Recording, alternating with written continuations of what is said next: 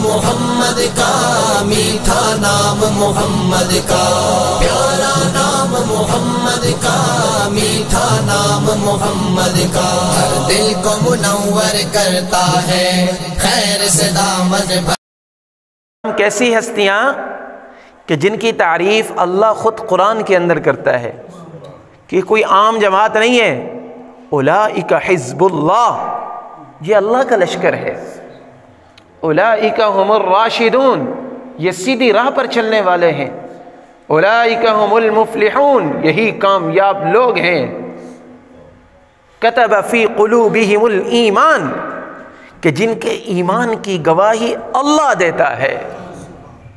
یہ وہ مبارک ہستیاں کہ جو پہلے مخاطب ہیں جناب رسول اللہ صلی اللہ علیہ وآلہ وسلم کی۔ میں بیان کروں تو آپ مخاطب ہیں، قربان جائیے صحابہ کے اکرام کے اوپر کہ اللہ کے نبی جب تلاوت کرتے تھے تو جن کانوں کے اندر آواز پڑتی تھی وہ صحابہ کے کان ہوا کرتے، اللہ کے نبی جماعت کرایا کرتے تھے، آپ مقتدا تھے، پیچھے نماز پڑھنے والے مقتدی صحابہ اکرام ہوا کرتے تھے۔ رسول اللہ صلی اللہ علیہ وسلم کے قلب اطہر سے ہو کر یہ قرآن پاک آپ کی زبان مبارک پر جاری ہوا اور پھر یہ صحابہ اکرام کے کانوں کے اندر پہنچا، صحابہ اکرام کے دلوں سے نکل کر یہ تابعین تک پہنچا، تابعین سے تبع تابعین تک یہ نقل ہوتے ہوتے ہوتے آج ہم تک پہنچا ہے۔ اور یہ وہ قرآن پاک ہے کہ جس کی حفاظت کی ذمہ داری خود اللہ نے اٹھائی ہے۔ اللہ کیا فرماتے ہیں؟ اِنَّا نَحْنُ نَزَّلْنَا الذِّكْرَ، بے شک ہم نے، ہاں اِنَّا کا معنی ہم نے، نحنو کا معنی ہم نے، نزلنا کا معنی ہم نے، یہ 3 مرتبہ اللہ فرما رہا ہے بے شک ہم نے، ہاں ہم نے ہی قرآن کو نازل کیا۔ پھر آگے فرمایا وَإِنَّا لَهُ لَحَافِظُونَ، اور بے شک ہم ہی اس کی حفاظت کرنے والے ہیں۔ میرے عزیزوں، میرے دوستوں، اگر ہم میں سے کوئی عام آدمی اس کی سیکیورٹی کی ذمہ داری فورسز لے لیں، آرمی کہہ دے کہ یہ ہماری کسٹڈی کے اندر رہے گا، تو جتنے ہی بڑے لوگ ہوں گے نا، بڑے بڑے ڈاکو جو پولیس سے بھی نہیں ڈرتے، وہ آرمی سے ڈرتے ہیں، کیونکہ بھائی اس کی حفاظت کی ذمہ داری تو اب آرمی نے لی ہے۔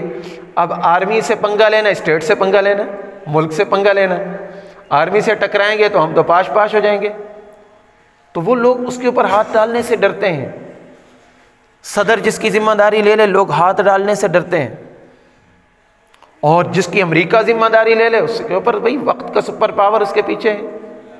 تو میرے بھائیوں، یہ تو دنیا کی فنا ہونے والی طاقتیں ہیں، تو قرآن عظیم، قرآن کریم، یہ کتنا بڑا قرآن پاک ہے کہ جس کی حفاظت کی ذمہ داری خود اللہ نے لی ہے، اور اللہ نے فرمایا کہ میں اس کی حفاظت کر کے دکھاؤں گا۔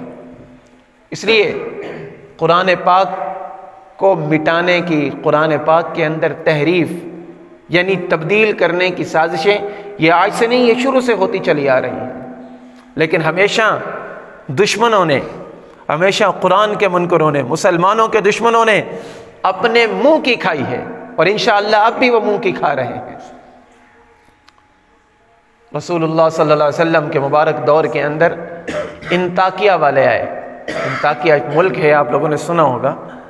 حضرت موسیٰ علیہ السلام کا واقعہ جب ہم پڑھتے ہیں نا، حضرت موسیٰ علیہ السلام حضرت خضر علیہ السلام کے ساتھ تھے، درمیان کے اندر چند جگہوں پر واقعات پیش آئے۔ ایک جگہ آتی ہے کہ ایک بستی کے اندر گئے اور بستی والوں کو کہا کہ کھانا کھلاؤ۔ مفسرین اکرام نے لکھا یہ انطاکیہ والے تھے، تو بستی والوں نے کیا کیا؟ فَأَبَوْا أَن يُضَيِّفُوهُمَا، انہوں نے انکار کیا کہ وہ ان کو کھانا کھلائیں۔ تو یہ لوگ جو تھے، یہ بستی والے لوگ رسول اللہ صلی اللہ علیہ وآلہ وسلم کی خدمت میں حاضر ہوئے اور آ کر عرض کی کہ یا رسول اللہ، یہ تو قیامت تک ہماری بستی کے بارے میں یہی آتا رہے گا کہ ہم نے انکار کر دیا، ہم نے انکار کر دیا۔ آپ سے گزارش ہے کہ آپ یہاں پر با کے جو نقطہ ایک ہے نا، یہ 2 نقطے اوپر لگا دیں، فَأَتَوْا، یہاں پر یہ کر دیں کہ فَأَتَوْا، وہ آئے، انہوں نے ان کو کھانا کھلا دیا۔ تو رسول اللہ صلی اللہ علیہ وسلم نے فرمایا کہ قرآن کا ایک نقطہ بھی نہیں ہٹایا جا رہا۔ ایک نقطہ بھی نہیں ہٹایا جا سکتا. یہ بھی قرآن کے اندر تحریف ہے. اللہ نے قرآن کی حفاظت اس طرح دل کو منور کرتا ہے، خیر سے دامن